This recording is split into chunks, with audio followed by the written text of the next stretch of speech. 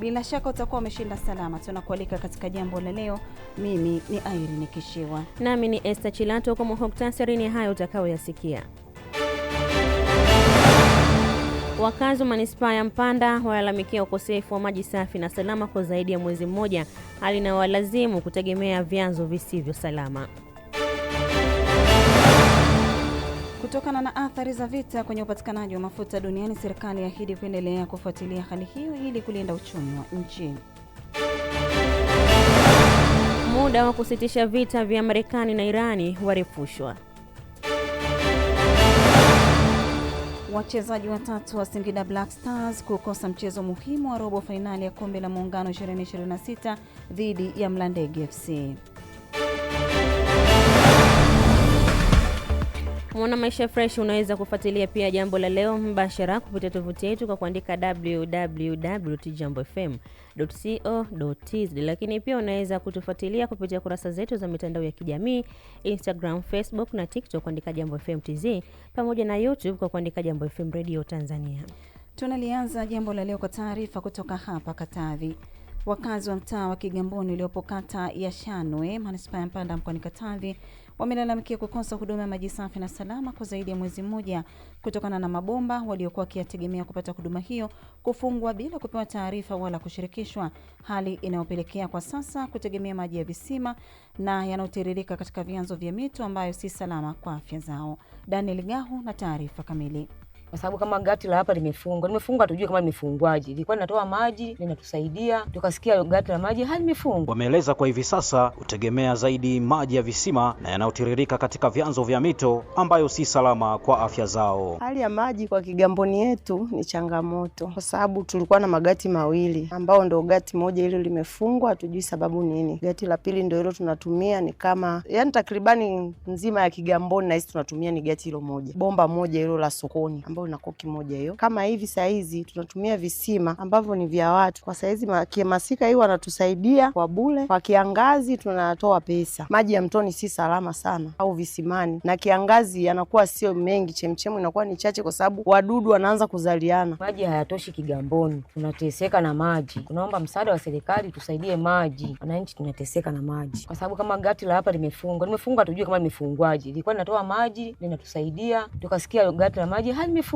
Sasa kama tunachoomba kwamba ili gati la maji lifunguliwe na litafutwe msimamizi wa maji mzuri au analinda hilo gati la maji, sababu tuwe tunateka maji kwa amani na utulivu. Jambo Media imefika katika mabomba yote manne yaliyofungwa, huku ikitaka kujua kipi hasa kimepelekea kwa mabomba hayo ya maji kufungwa, ambapo Bi Violet Charles Kahozia ni msimamizi wa moja mabomba hayo anabainisha kinagaubaga. Wakaenda wakaniletea koki mbovu hizi za fungo za sasa hivi zilizoingia. Sasa nikawa naenda nayo hivyo unaweza kukuta nimeuza 2800 natuma. Anakuja, umeuza shilingi ngapi? Namwambia leo nimeuza 2800. Anaambia kaitume, mbona hela ndogo afu bili inakuja kubwa? Nikaambia hapana, hapa wateja wanapokuja unakuosha ile mita inaenda inasoma, na mtu hawezi akaja kuteka maji bila kuosha ndoo. Muda si muda akaja tena akaambia nataka nije niyafunge maji. Uje uyafunge maji, shida ipi? Akaambia bili inaotoka na hela unaoingiza ni hela ndogo. Kuna baba mmoja yupo ni wa idara ya maji, akaambia hii koki inavujisha maji, umemletea koki mbovu. Ina maana inavovujisha unampa hasara kule kwenye mita. Ukija kusoma inaonekana hela kubwa,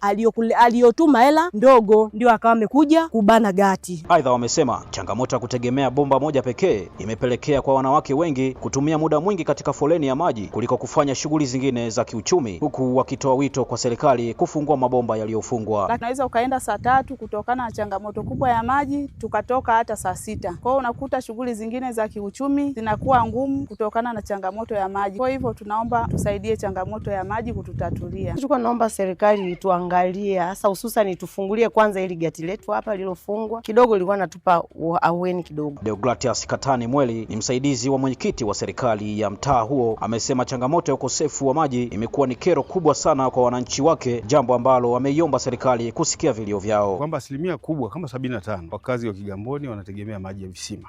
Ni visima, na wakati mwingine unakuta visima vyenyewe sio maji salama, ni maji ambayo yanakuwa na mashaka, lakini pia ni kwa gharama kubwa, kwa sababu visima vingi unakuta ni vya watu binafsi. Kwenye kipindi cha kiangazi kunakuwa na changamoto, watu wanalipia huko na vitu vingi. Naomba kwa kweli serikali tusaidie. Unajua wananchi wanapokuwa kwamba wana muda mwingi wanautumia kwenye utafutaji wa maji, na hasa wakina mama, na kwenye familia kina mama ndo wanaolea familia. Kwa kikaa muda mrefu kwenye maji, maana yake vitu vingine vinashindikana, hususan huduma za familia na mambo mengine. Daniel Gahu, 95.3 Jambo FM Katavi. Kutokana na changamoto zitokanazo na vita ambazo zinaathiri upatikanaji wa bidhaa za mafuta duniani, serikali imesema itaendelea kufuatilia kwa karibu hali ya upatikanaji wa bidhaa hiyo na kuchukua hatua stahiki ili kuhakikisha taifa linaendelea kuwa na uhakika wa upatikanaji wa bidhaa hizo ambazo ni muhimu katika ukuaji wa uchumi wa nchi. Hayo imebainishwa bungeni jijini Dodoma na Waziri wa Nishati Deogratias Ndejembe wakati akiwasilisha hotuba ya bajeti ya wizara yake kwa mwaka wa fedha 2026-2027 kama ambavyo anaeleza Gideon Gregory. Serikali inaendelea kufuatilia kwa ukaribu mwenendo wa upatikanaji wa mafuta duniani na itaendelea kuchukua hatua mbalimbali za kimkakati ili kuhakikisha nchi yetu inaendelea kuwa na uhakika wa upatikanaji wa mafuta na hivyo kutoathiri utekelezaji wa shughuli za kiuchumi na kijamii hapa nchini. Jitihada zitaelekezwa katika ujenzi wa miundombinu ya uhifadhi na usafirishaji wa bidhaa ya mafuta ya petroli ndani na nje ya nchi na kutekeleza shughuli za kiudhibiti katika sekta ya nishati. Kwa upande wa kamati ya kudumu ya bunge ya nishati na madini kupitia kwa mwenyekiti wake Subira Mgalu, imeshauri serikali mambo mbalimbali ikiwemo kuangalia uwezekano wa kutoa ruzuku kwenye mafuta ambayo itasaidia kutoa afueni kwenye gharama za bidhaa za mafuta nchini kwa kipindi cha miezi 3. Kamati inashauri serikali kusimamia kikamilifu utekelezaji wa hatua za muda mrefu ambazo zinalenga kutatua upatikanaji wa mafuta nchini na siku za baadaye kupitia utafiti wa mafuta unaoendelea katika kitalu cha EAC Wembele. Serikali pia iangalie uwezekano wa kufanya uhamisho wa fedha kati ya mafungu reallocation between votes za matumizi ya kawaida zinazoonekana kuwa na fedha na kuzielekeza fedha hizo katika ruzuku ya mafuta kwa lengo la kudhibiti kupanda kwa bei. Na baadhi ya wabunge waliopata wasaa kuchangia katika hotuba ya bajeti hiyo wamepongeza hatua mbalimbali zilizochukuliwa na serikali katika kukabiliana na changamoto ya mafuta nchini, huku wakitoa ushauri kwa serikali namna ya kukabiliana nayo. Kama leo tungekuwa tunayo magari mengi Tanzania tunayotumia umeme, tusingekuwa tunawaza sana mafuta kwa sababu tungekuwa tumeswitch na tunatumia umeme. Lakini tumeenda tukiangalia pia Tanzania hapa tunayo gesi na kuna magari tayari yameanza kutumia gesi. Ndugu Mheshimiwa Mwenyekiti, ombi langu sasa kwa serikali na ushauri wangu ni kwamba tuongeze kasi kwa Tanzania nzima, kuongeza hizi filling station za gesi, tuongeze hizi sehemu za kuchaji magari ili tuhamasishe Watanzania wengi zaidi waweze kuagiza haya magari, na inapotokea crisis kama hii basi tuweze kupata alternative ambayo watu wanaweza. Ni bajeti nzuri ambayo ina matokeo chanya kwa wananchi. Maana hapo tunacholenga ni wananchi hasa. Serikali imekuja na mpango mkakati. Huu mpango mkakati utakuwa ni mwarobaini kwa nchi yetu Tanzania. Wizara ya Nishati imeliomba bunge kuidhinisha kiasi cha shilingi trilioni 2.52 kwa ajili ya kutekeleza vipaumbele vitano. Kutoka Dodoma, Gideon Gregory, Jambo FM. Kimataifa, Rais wa Marekani Donald Trump ametangaza kurefusha muda wa kusitisha vita na Iran ili kuwapa nafasi wawakilishi wa Iran kufikia pendekezo la pamoja ili kusuluhisha mzozo kati ya mataifa hayo. Trump ametishia kufanya tena mashambulizi kama mazungumzo yanayotajwa ambayo Iran haijathibitisha kushiriki hayatafanikiwa, huku akisisitiza kuwa ni lazima Iran iwepo kwenye majadiliano hayo. Licha ya tangazo la kurefusha muda wa kusitisha mapigano, Rais Trump amesema jeshi lake litaendelea kuweka vizuizi dhidi ya bandari za Iran. Wachezaji watatu wa timu ya Singida Black Stars wataukosa mchezo wa robo finali kombe la Muungano 2026 utakaochezwa kesho dhidi ya Mlandege FC utakaopigwa kwenye uwanja wa New Aman visiwani Zanzibar. Kocha mkuu wa timu hiyo Muhibu Kanu amebainisha hayo leo kuelekea mchezo huo na kwamba kikosi chake kiko tayari kwa ajili ya mchezo huo.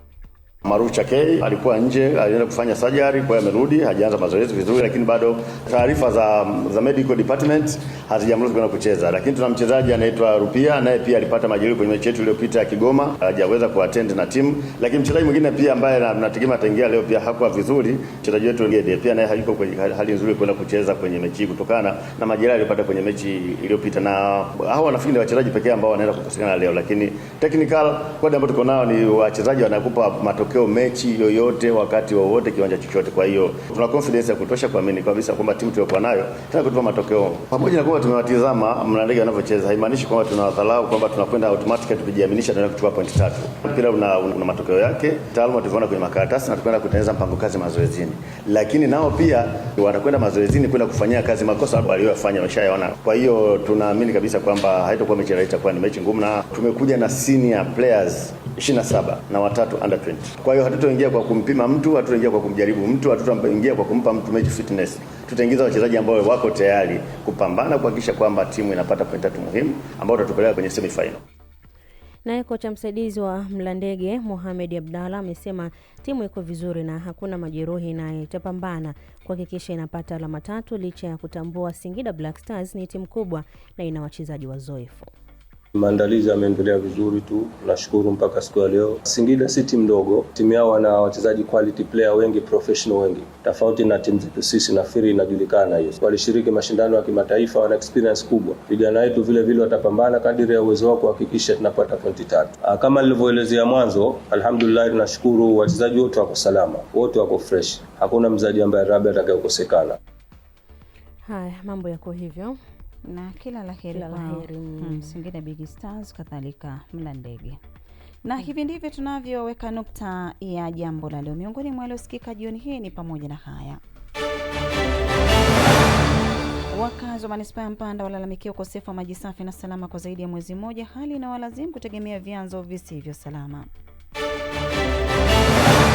Kutokana na athari za vita kwenye upatikanaji wa mafuta duniani, serikali yaahidi kuendelea kufuatilia hali hiyo ili kulinda uchumi wa nchi. Muda wa kusitisha vita vya Marekani na Iran warefushwa. Na wachezaji watatu wa Singida Black Stars kukosa mchezo muhimu wa robo fainali ya Kombe la Muungano 2026 dhidi ya Mlandege FC.